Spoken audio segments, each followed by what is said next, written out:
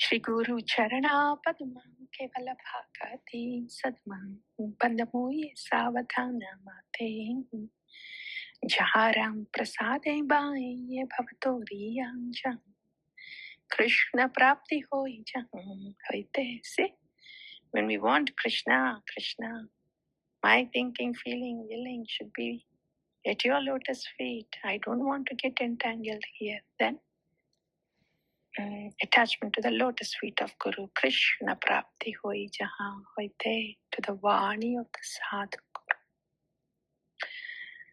Guru Mukha Padma Vakyam Chitata Kori Aikyam Arana Kori Ho Mani Asha. Why would we have any other asha than attachment to the Vani of the Sadhu, which is very liberating and auspicious? Shri Guru Charane Rati Aise Uttama Gati Jai Prasade Pure Sarva Asha.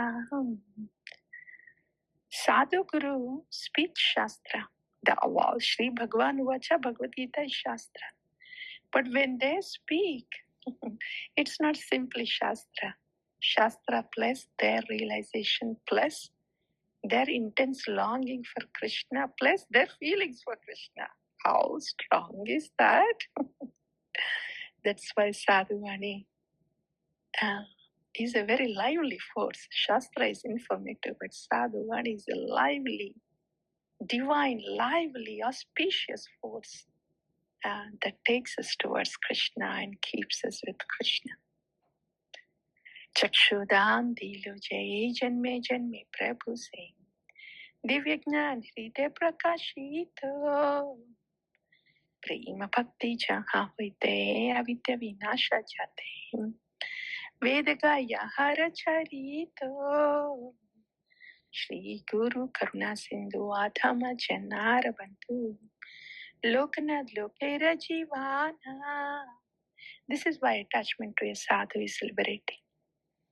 Because sadhu is speaking Shastra, speaking Tattva, living in Tattva with realizations and love for God. And that's why he's a Karuna Sindhu, Adhamajanara Bandhu. Lokanath Lokera Jivana. Prabhu Koro Daya Deho More Pada Chayam.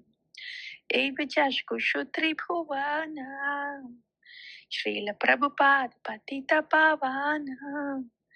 Gurudev Hoyilo Sharana. Jaya Prabhupadam, Jaya Prabhupadam, Jaya Prabhupadam, Srila Prabhupadam. Jaya Guru Devam, Jaya Guru Devam, Jaya Guru Devam, Jaya Guru Devam, Shri Guru Pyo Namaha. Vanchakalpatarubhyascha kripasindhubhyev cha patitanam pavanebhyo vaishnavebhyo namo namaha. All the Vaishnavas are like desire fulfilling trees, and they are dear to Krishna. Bowing down to all the Vaishnavas, taking the dust from the lotus feet, smearing on the head and dancing in joy. Vaishnavera padadhuli tahe mora snana keli tarpan mora Vaishnavera nama dhana mora nityananda pati mora gaura chandra prana mora yugala kishora. The grooves of Vrindavana, we are brought to the grooves of Vrindavana by attaching to the lotus feet of Sadhu, who attaches us to the lotus feet of Bhagavan. Because he is Dhyayato Krishna Musavaimana Krishna Padharavindaya. So in this way, we are brought to the grooves of Vrindavana, our home, eternal home, grooves of Vrindavana, as we speak, the land of divine love. वृंदाय तुलसी देव्याय प्रियाय केशवस्य च कृष्ण भक्ति प्रदे देवी सत्यवते नमो नमः.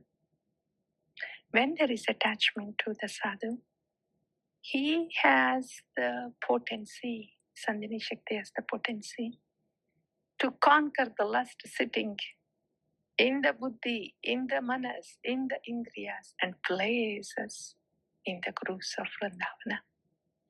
Tulasi Krishna Preyasi Namo Namah. Radha Krishna Seva Pavo Ei Abhilashi. Ek Tomara Sharanalo Taravancha Purna Hoy. Kripa Kori Koro Tari Vrindavana Vasi. Moreya Abhilash Vilas Kuncha Diovas. Nayane Haribo Sadam Yugala Ruparasi. Eni Vedana Dharo Sakhiranugata Kurum. Sevadhikaru Diyo Koruni Chadasim. Dina Krishna Dase Hoy Yena Mora Hoy. What is your Mora? Dina Krishna Dasa.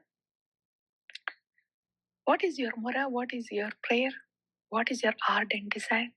Shri Radha Govinda Prima Sadayena Basi. Let all this internal, the strong energy be turned into love for Shri Radha Govinda. When it's directed to Shri Radha Govinda, then that's love. So let this strong pull from within go towards Shri Radha Govinda, towards the Priti Vastu. Yani kani cha papani brahmatyadikani cham tani tani pranashyanti pradakshina pade pade.